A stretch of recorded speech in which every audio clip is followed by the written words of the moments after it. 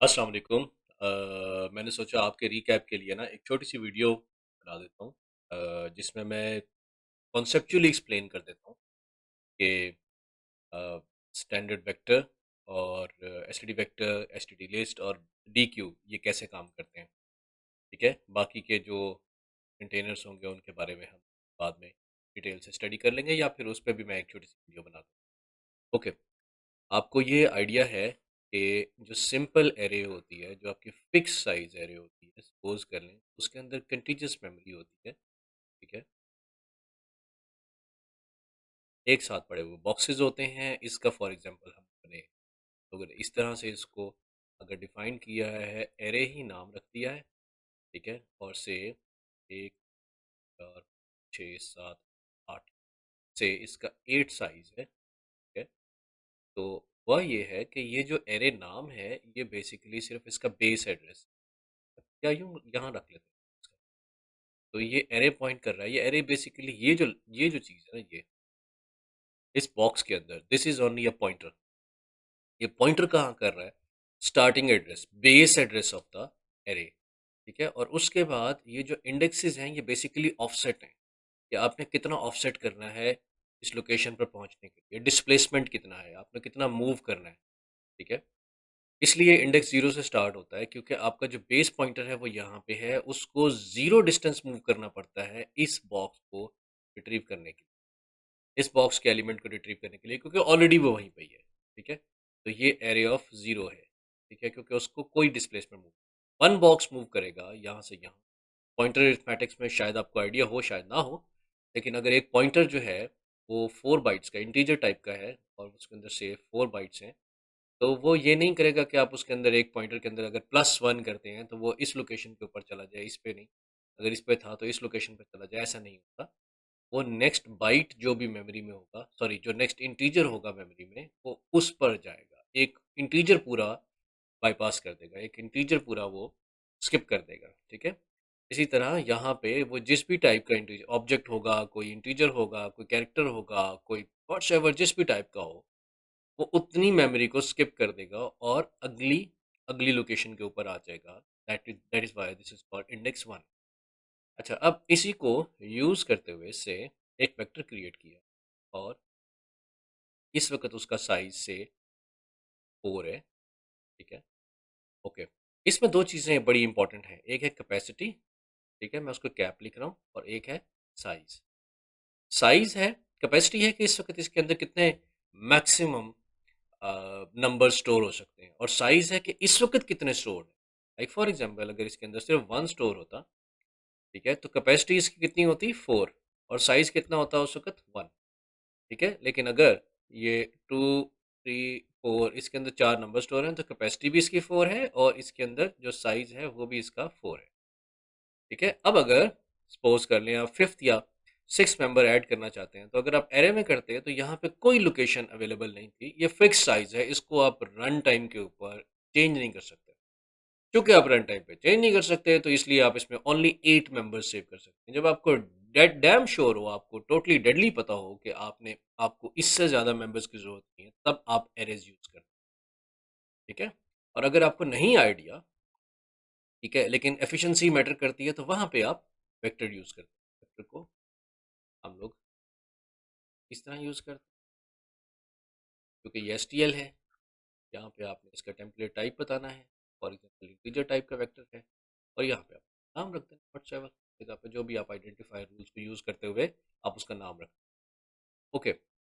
अब यहाँ पे फॉर एग्जाम्पल मुझे अगर मैं फिफ्थ नंबर ऐड करना चाह रहा हूँ तो वो क्या करेगा, वो एक डबल साइज की, पहले से दुगने साइज की एक मेमोरी एलोकेट करेगा।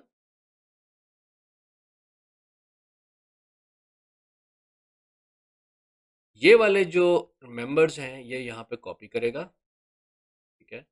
ये मेंबर्स यहाँ पे कॉपी कर लिए, और जो फिफ्थ मेंबर आएगा वो यहाँ पे कॉपी होगा, और ये वाली जो एरे है वो डिस्ट्रॉय हो जाएगी। ये नेक्स्ट लैब में मैं आपको किसी टाइम पे मुझे याद कराइएगा, मैं आपको कर भी दूंगा इसका। अगर आप ये बेस एड्रेस देखेंगे ना, तो इसका जो बेस एड्रेस होगा, ठीक है, अब जब आपकी कैपेसिटी चेंज होगी तो वो बेस एड्रेस भी चेंज हो जाएगा, ठीक है? ऑनलाइन कर रहे होंगे तो शायद ना चेंज हो, लेकिन अपने कंपाइलर पे करेंगे तो मोस्ट प्रॉब्ली ये बेस एड्रेस भी चेंज हो जाएगा, क्योंकि ये नई एरे बन चुकी होगी। ठीक है, कैपेसिटी से अब इसकी कैपेसिटी हो चुकी है 8 और साइज कितना हो चुका है इसका 5। ठीक है, अच्छा इसको यूज़ करने का तरीका आप इसको एक्सप्लोर करेंगे, अभी फ़िलहाल मैं सिर्फ आपको कॉन्सेप्चुअली बता रहा हूँ। अच्छा, उसके बाद आती है स्टैंडर्ड लिस्ट। ठीक है, स्टैंडर्ड लिस्ट में सिर्फ क्या चीज़ है कि इसमें अब आप डेटा को जहाँ मर्ज़ी, अब आपकी मर्ज़ी है कि आप ये 3 बॉक्स होते हैं इसमें, आप डेटा को किस साइड पे रखना चाह रहे हैं ये आपकी मर्ज़ी है, आप इमेजिन कर लें। आसानी के लिए हम इमेजिन कर रहे हैं कि this middle part is the data.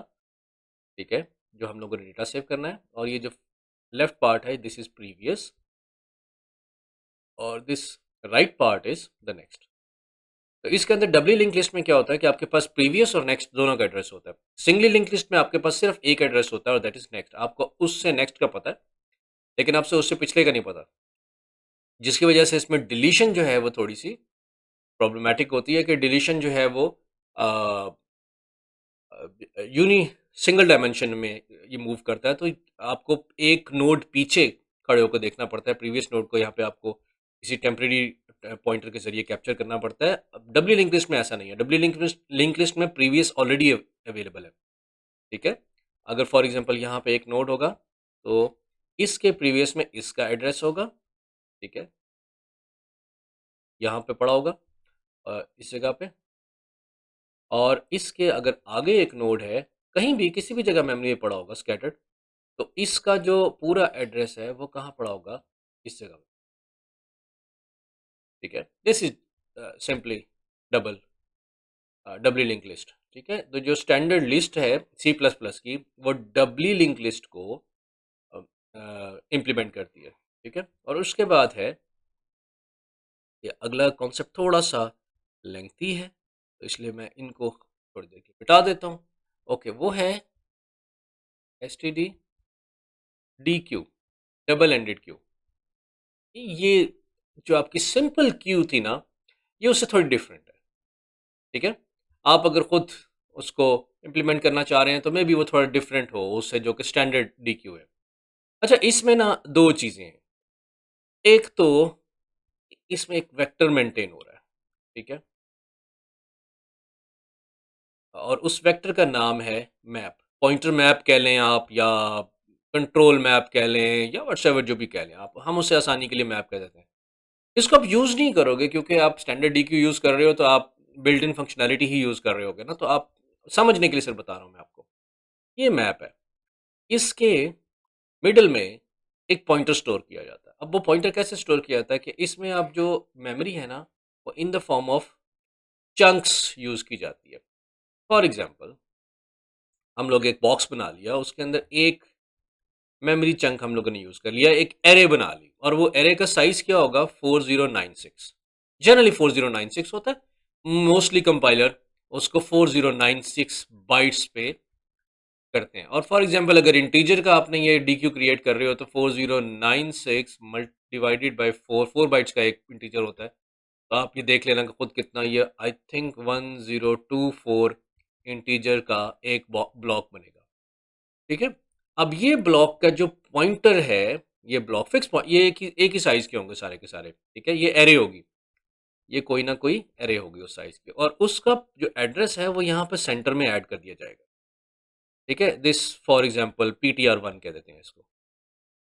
ठीक है, अब अगर आपने इस डी क्यू एफिशिएंट किस चीज़ के लिए है कि आप फ्रंट के ऊपर भी ऐड कर सकते हैं, दोनों एंड से आप एडिशन कर सकते हैं। ठीक है, फ्रंट के ऊपर भी और रेयर के ऊपर भी, और वहीं से डिलीशन भी कर सकते हैं, फ्रंट से भी और रेयर से भी। अब होता क्या है कि जब आप वेक्टर के अंदर आप फ्रंट के ऊपर यहाँ पे कुछ ऐड करने की ज़रूरत महसूस करते थे, यहाँ पे करते थे, तो क्या होता था कि यहाँ पे जो ऑलरेडी एलिमेंट था वो शिफ्ट राइट होता था, यहाँ चला जाता था, यहाँ वाला यहाँ चला जाता था, यहाँ वाला इसी तरह एक एक राइट शिफ्ट हो जाते थे। यहाँ पे ऐसी ज़रूरत नहीं है। यहाँ पे क्या करेंगे, ये इस मेमोरी में अगर इस चंक के अंदर कहीं मेमोरी फुल हो जाती है और यहाँ पे जगह नहीं बचती, तो वो क्या करेगा कि एक और चंक अगर आप फ्रंट के ऊपर ऐड करना है, पीछे ऐड करना है, तो वो क्या करेगा, वो इधर एक और चंक ऐड करेगा और उसका पॉइंटर यहाँ पे ऐड कर देगा, यानी प्रीवियस एक उससे पहले कर देगा। For example PTR2। अब जिस वक़्त आपने एक्सेस करना है तो वो बेसिकली अगर आपने आपने टेक्निकली ये वाला चंक जो है जहाँ मर्ज़ी है मेमोरी में, चाहे इधर पड़ा हुआ है, चाहे इधर पड़ा हुआ है, लेकिन उसका पॉइंटर पहले पड़ा हुआ है, ठीक है? तो इंडेक्स नंबर फॉर एग्ज़ाम्पल ये 3 है, ये 4 है, तो इंडेक्स नंबर 3 के ऊपर जो सब एरे पड़ी हुई है, वो ये है।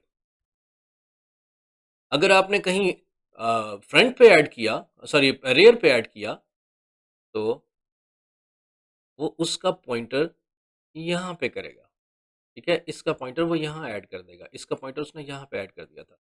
अब जैसे ही ये वाली पूरी की पूरी अ, वेक्टर जो है वो ख़त्म हो जाएगा, ये एग्ज़ॉस्ट हो जाएगा, इसकी कैपेसिटी फुल हो जाएगी, तो और ज़रूरत महसूस होगी कि नेक्स्ट वेक्टर की, तो ये बिल्कुल वेक्टर की तरह एक नया वेक्टर क्रिएट कर देगा। अच्छा, अब यहाँ पे इस नए वेक्टर के क्रिएट होने से इस अंडरनीथ जो मेमोरी है ना, इस पे कोई फ़र्क नहीं पड़ता क्योंकि उसके जो वेक्टर्स हैं ना, उसके जो पॉइंटर्स हैं, सिर्फ़ वो चेंज हो रहे हैं और वो एक-एक पॉइंटर मल्टीपल मेमोरी सेल्स को रिप्रेजेंट कर रहा है। आपका अगर ऑब्जेक्ट इससे बड़ा है, फॉर एग्जांपल आपका ऑब्जेक्ट जो है वो से 256 बाइट्स का है, तो वो डिवाइडेड बाय दिस 256 है, इसको 4096 को दियो, तो उतने ऑब्जेक्ट्स इसके अंदर सेव हो सकते हैं।